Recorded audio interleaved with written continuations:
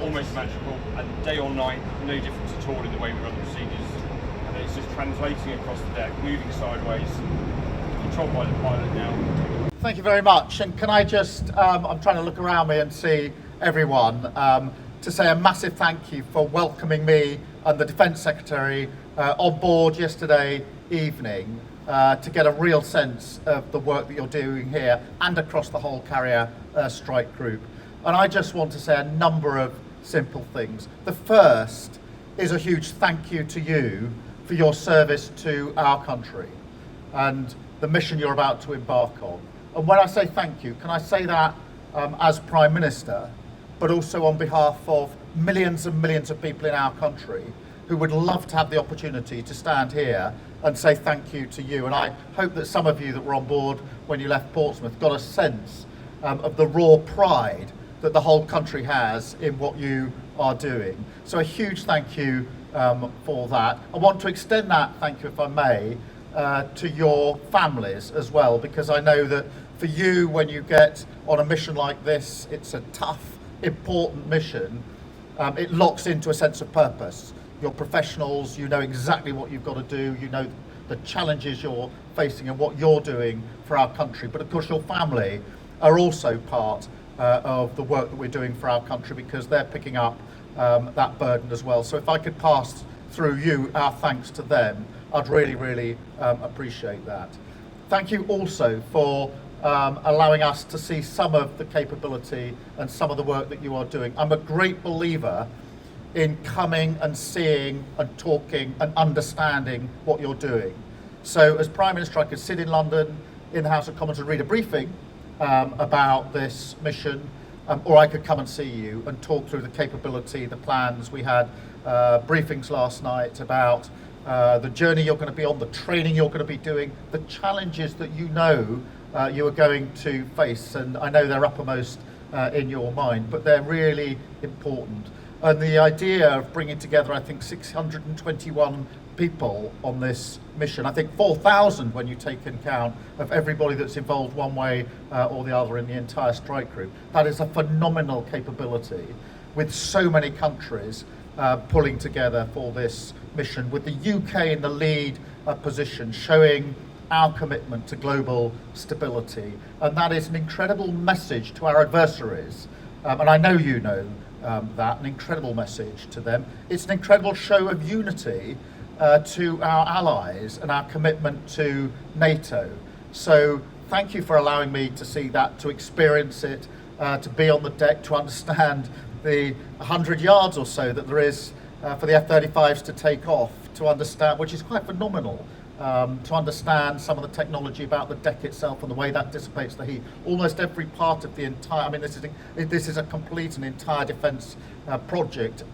Every part of the capability, the technology, and the sense that all of you have got, every single team has to work together in the way that you train for with that utmost professionalism. So thank you for letting me experience that, including the 2 a.m. alarm, which of course is part and parcel of what it's actually like to be on board. And that's what I mean by coming and seeing and feeling and being able, talking to people in the mess last night, talking to some of you over breakfast this morning, paddling around at 2 o'clock in the morning, trying to understand what the siren was all about, what the drill is. But that is part of understanding what it's like to be on a really important mission for your country. So thank you for that. It comes at an incredibly important point, because I think all of you and your families and your friends and the whole country can sense that the world feels a lot less stable now on defence and security, also on trade and the economy, than it did only a few short months ago. And I think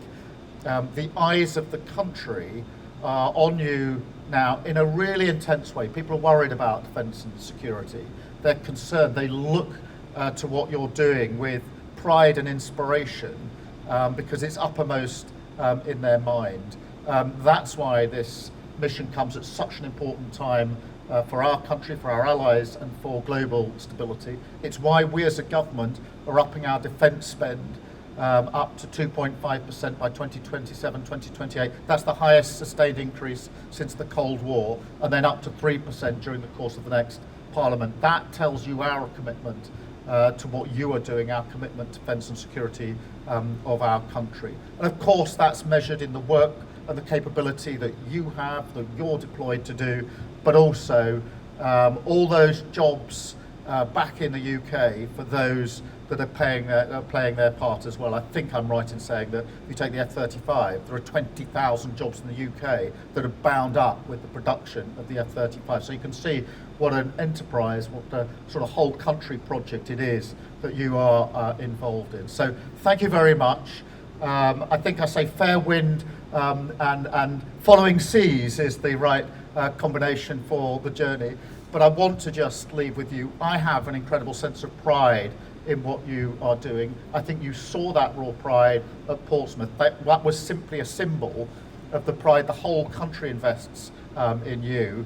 And I think that if we have such pride in what you are doing, you're entitled to have pride in what you are doing. So look, this is going to be an incredibly important mission. Thank you for letting me come, say a few words to you, to speak to some of you, and to wish you well on the journey. A really important statement of UK intent across the world. Thank you so much.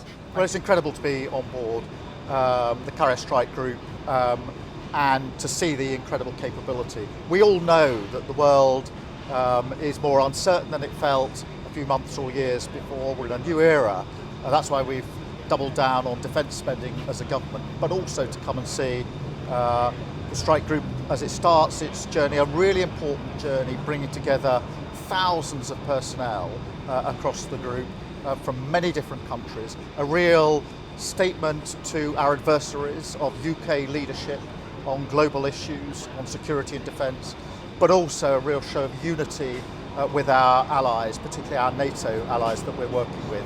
And an opportunity for me to say as Prime Minister, thank you to the personnel on board doing complicated, skilled, professional, challenging work, to say thank you on behalf of the government, but also thank you on behalf of the country. There are millions of people who would love to be here to say thank you to the very many people that are involved in this endeavour.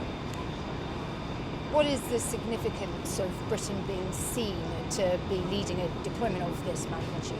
I think it's hugely important for the UK to play a leading role, as we are playing on this deployment, because it shows our capability, it shows our sense of global leadership on defence and security, but also on trade and the economy. We're a free trading nation. This is a mission that's going to go across the entire world, down to the Indo-Pacific as well. So it's a UK sense of our leadership, a message to our adversaries, but also an important UK message to our allies about the way that we work with our allies in what we do on defence and security. So I'm very proud of what all the teams are doing here. With the increased defence spending budget, what investment will Plymouth and the South West be seeing? Yeah, well, the increased defence spending is the highest sustained increase since the Cold War, and that's necessary for our security and our defence as a country, but really important that that is measured and felt in good, secure, well-paid jobs across the country. The South West has a particular contribution here because of the specialisms and the capabilities that it has. And I'd just like to say thank you to all of those that are involved in the South West, because a lot of the capability you're seeing on board here, it represents the hard work of skilled professionals in those jobs. I want SMEs, small companies in the supply chain also to play their part. So the South West has, my thanks and my gratitude to what they're doing to, if you like, support the front line, which we are seeing displayed here in the teams. And I think there's also an element here of making sure that our service personnel have the facilities and the backup that they need, which is why I'm really pleased that we've been able to take the measures we have, for example, in the South West on housing for our military, to make sure that there's good, secure housing, taking stock back into public ownership, so we can provide the sort of backup that they deserve and that they're entitled to. When will the homes be built? Well, we're already taking them back into public ownership, and so those homes now will be there for members of our military, and that's really important, a good, secure home.